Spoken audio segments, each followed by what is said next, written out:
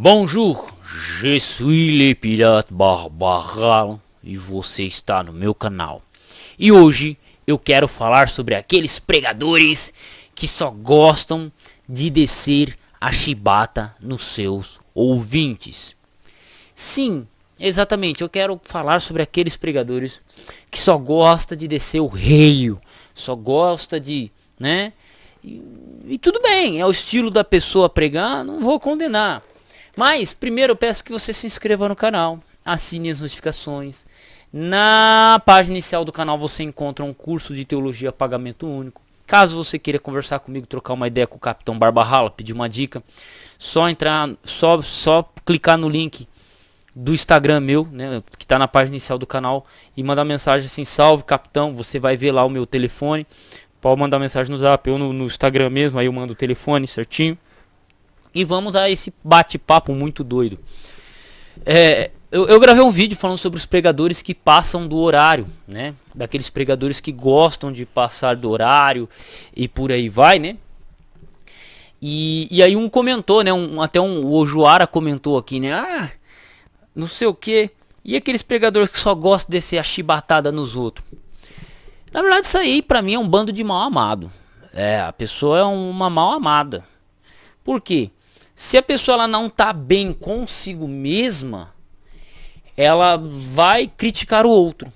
É a mesma coisa do perfeccionista. Você pode pegar 99% dos perfeccionistas, eles são pessoas que não compreendem a sua própria natureza maligna, e aí eles ficam tentando achar defeito nos outros. E vão achar, porque cara, a gente é o ser mais defeituoso do mundo, né? Então o que acontece? Esse tipo de pregador, ele é um pouco danoso. Um pouco não, muito danoso. Eu não estou dizendo assim, então não pode mais fazer sermão que puxa a orelha do povo. Não estou dizendo isso. Eu estou dizendo do cara que de 10 sermões que o cara faz na igreja, 9 são descendo a lenha em alguém. Ou 9 ou 10. Eu estou falando do cara que exagera no negócio. Existe o sermão de exortação e o sermão tá para isso? Existe. Mas imagine o seguinte, até foi comentado um caso no grupo da pirataria, foi comentado um caso daquele irmão que gosta de descer a lenha nos outros, de falar disso, daquilo, ok, sem problema. Mas e na igreja, quando tem a visita? Como é que a visita se sente? Porque assim, o sermão, ele não é só para agradar eu, não é só para agradar você. O sermão, ele é também, ele alcança as visitas da igreja. Sabe assim? A pessoa que está começando a frequentar a igreja, a pessoa conheceu a TV Novo Tempo, a pessoa começou a ter um estudo bíblico, ela tem um amigo que é adventista, que é um bom exemplo.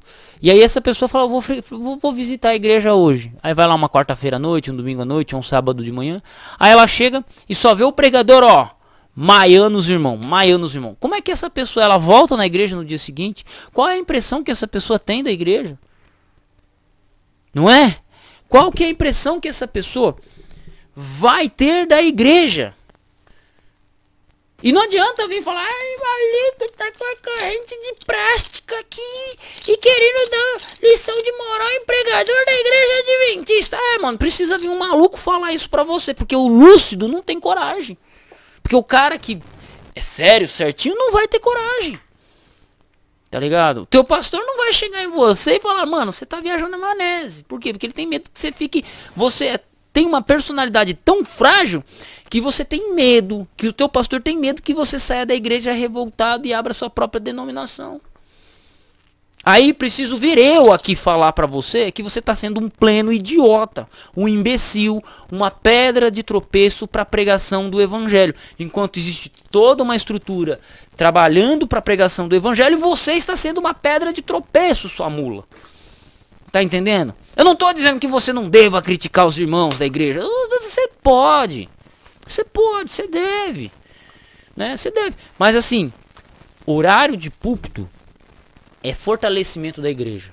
E críticas normalmente não fortalecem. Críticas, elas normalmente destroem. E crítica no sentido negativo que eu estou usando aqui, tá? Então, eu sempre opto pelo estudo de ensino. Como assim o estudo de ensino?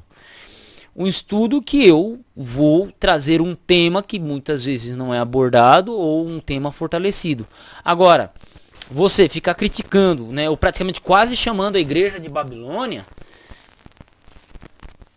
tipo, tá certo, é seu estilo, beleza, você prega o que você quiser, o que às vezes é o chamado de Deus, ok. Mas todo cara que eu vi que tem um espírito de crítica muito forte, ele não durou muito tempo dentro da igreja. Ele não durou muito tempo da igreja. E por quê?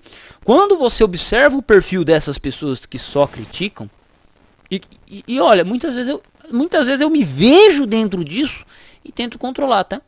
Quando você observa pessoas que fazem muitas críticas, essas pessoas elas pouco contribuem para a pregação do evangelho. Essas pessoas elas têm problemas emocionais não resolvidos, entende? Elas têm problemas emocionais não resolvidos e elas querem colocar toda essa carga ou descontar essa carga, desviando dela e colocando nos outros. Desvia a carga dela e coloca nos outros. É isso. É isso. Então, antes, eu odeio psicólogo pregando, mas antes de você ir pregar qualquer coisa assim, ou que você gosta de criticar, mas por favor, frequente o psicólogo primeiro, troca uma ideia. Né? Troca uma ideia, porque talvez seja isso. Porque eu entendo que a justiça de Cristo deve ser feita, a justiça de Deus deve ser feita. Porém, tem uma coisa muito interessante. Ela é feita através de Deus e não através de você. Você não é instrumento da justiça divina. Você é instrumento para ser embaixador de Cristo. Nós hoje estamos para falar do amor. Aqui nesse exato momento nós estamos para falar do amor e advertir do juízo vindouro. Nós estamos aqui para alertar sobre isso e não condenar. É aí que tem uma diferença muito grande. Tá entendendo? Porque quem vai condenar é quem tem poder para mandar alguém pro inferno. E esse poder só tem Jesus. Você é embaixador de Cristo. O que o embaixador faz? Ele fica criticando ele fica criticando? Não, ele só fala assim, ó, eu represento tal coisa e vim falar para vocês que vai acontecer isso. A guerra vai acontecer. E vai dar ruim para quem não me ouvir. O embaixador ele faz isso. É um cara que vai em outro país e fala. E às vezes ele fala como diplomata. O Brasil não tem embaixada nos Estados Unidos, na Ucrânia, na Rússia, no Japão, na China. Então, o que o embaixador faz? Ele representa o país dele, né? Ele representa o país dele e ele conversa, dialoga, entende? Seja qual for esse país, você está na igreja, você é cristão, você é um embaixador de Cristo. Você é um pregador, você é um embaixador de Cristo. Mas você não é o general de guerra. Você não é o cara que vai apertar o botão e vai explodir tudo. Você é só um embaixador. Você está aqui para dialogar, conversar e explicar. Agora, se as pessoas vão tomar atenção, a decisão de ouvir ou não, aí é problema delas. Só que se você começa a atrapalhar demais isso aí, você é um embaixador? Não. Você vai ser mandado embora da sua profissão. Um embaixador que atrapalha o trabalho diplomático, ela vai ser mandada embora. Não é à toa que, por exemplo, a gente teve uma pessoa aí que ela foi removida da igreja. Por quê? Você olha pro conteúdo que essa pessoa produz, é só crítica à denominação. É só crítica à denominação.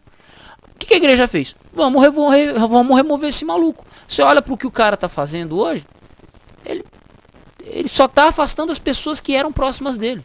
Pessoas que eram próximas dele não suportam mais conviver com ele.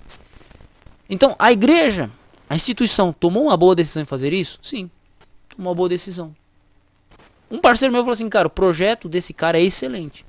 Mas ele, dentro de 10 anos, vai se tornar inimigo da igreja. Um tempo depois ele falou pra mim, Adolfo, estava errado. Ele já é um inimigo da igreja. Isso é um amigo perfeccionista falando de outro movimento perfeccionista. Um cara que tem pensamentos perfeccionistas. Ele falando isso, ele falou, cara, ele vai ser inimigo da igreja. Batata. E hoje o cara cada vez mais se afasta daquilo que a igreja, aquilo que o adventismo sempre pregou. Ele é um inimigo da igreja. E curiosamente ele é utilizado e citado pelos oponentes da igreja. Entendeu? Então, Muitas vezes a gente tem que olhar que às vezes o nosso tom de crítica ele nos leva para que lado? Ok, mas Barbarrala, você está falando isso, Capitão Barbarrala, você está falando isso, e o que isso tem a ver com o sermão? O sermão ele é para exortar? Sim, deve haver. Deve haver um momento ou outro que você deve exortar. Porém, eu acredito que como um pregador, você tem que dosar isso. Você tem que dosar. Você tem que olhar, observar, entender e se preocupar às vezes em fortalecer a igreja. Tem momentos que falar do amor de Cristo vai fortalecer, trazer conhecimento para a igreja vai fortalecer, exortar de maneira talvez um pouco mais crítica vai fortalecer a igreja. Se você focar demais num ponto ou no outro, você é um pregador falho. Você vai ser um pregador cansativo. Você vai ser alguém que está ignorando os outros fatores. Por exemplo, eu sou muito falho porque eu não me preocupo muito em falar do amor de Deus e não me preocupo muito em ficar criticando a igreja nos meus sermões. Mas eu me preocupo em trazer conhecimento para a igreja. Então, por exemplo, eu estou dizendo de uma falha que eu tenho como pregador. E talvez você que assiste esse vídeo, que gosta de descer a linha nos irmãos, que gosta que todo sermão é uma pontada, é uma espinhada, é isso e aquilo, talvez você deva dosar isso. Parar para pensar. Parar para analisar. Entende? E tomar cuidado, porque às vezes você, ao invés de estar fortalecendo a igreja, você está espantando as pessoas. Está sendo pedra de tropeço. Pense, na hora de um sermão, pode ter visitas na igreja. Ponto. Se tem visitas, essa pessoa ela precisa estar ouvindo o que você está dizendo? Eu acho que não. Então talvez você esteja pregando até talvez uma mensagem correta, mas no momento errado. No momento errado. Assim como aqueles pregadores que gostam de contar história da própria vida ou ficar só no lenga-lenga, eles também estão cometendo um erro muito grande, porque quando um membro, uma pessoa chega na igreja, seja adventista ou não, principalmente o não adventista, ela chega na igreja, ela quer ouvir o que? Uma mensagem de conforto, uma mensagem bíblica. E o que ela encontra? Pessoas contando história da própria vida. Essa pessoa ela sai fortalecida? Muito dificilmente. Muito dificilmente. Essa pessoa, a possibilidade dela voltar para a igreja, para essa igreja, pisar o pé ali, é possível ela voltar? É possível, mas é menor. Então quando você prega sobre a Bíblia, deixa eu pegar uma Bíblia aqui. Você prega sobre a Bíblia e somente a Bíblia e fortalece a Bíblia e sobre a Bíblia, seu sermão ele vai ter uma constituição de renovo. Quantos sermões eu já ouvi de pessoas, desde o mais leigo até o mais estudado, e os sermões que me marcam não é o sermão inteiro, mas às vezes um uso de um versículo bíblico. Um sábado de manhã, saindo de uma igreja, vou comentar aqui e vou finalizar o vídeo. Saindo da igreja, saindo do sermão, um pastor, o nome dele é Igor, ele pregou um monte de coisa, falou um monte de coisa, mas um texto ele citou. Isaías, acho que 44. Quando eu ouvi o sermão pelo jeito que ele falou, eu falei, mano, que da hora, cara, que da hora. Saindo na igreja, apertei a mão dele e falei, cara, você citou um texto aí, cara, que eu não me lembrava dele. Muito obrigado. E até hoje eu lembro desse texto, Isaías 44, verso 6. Até hoje eu me lembro desse texto para um uso de um tema específico. Eu falei, cara, que versículo. E eu fui buscar nos livros sobre o tema em específico.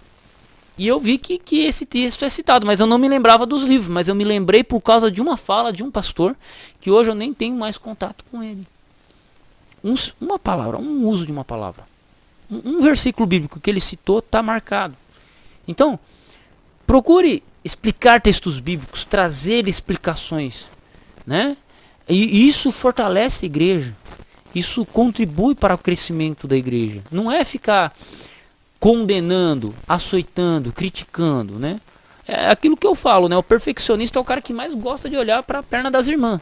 É porque olha o tamanho da saia da irmã. Cara, o cara gosta de olhar para a perna das irmãs e fica criticando o que elas estão mostrando, pô. Porra, não olha. Não é? Aí entra aquilo que eu mencionei. A pessoa ela tem um problema interno consigo mesmo e aí ela quer descontar nas outras pessoas. Oh.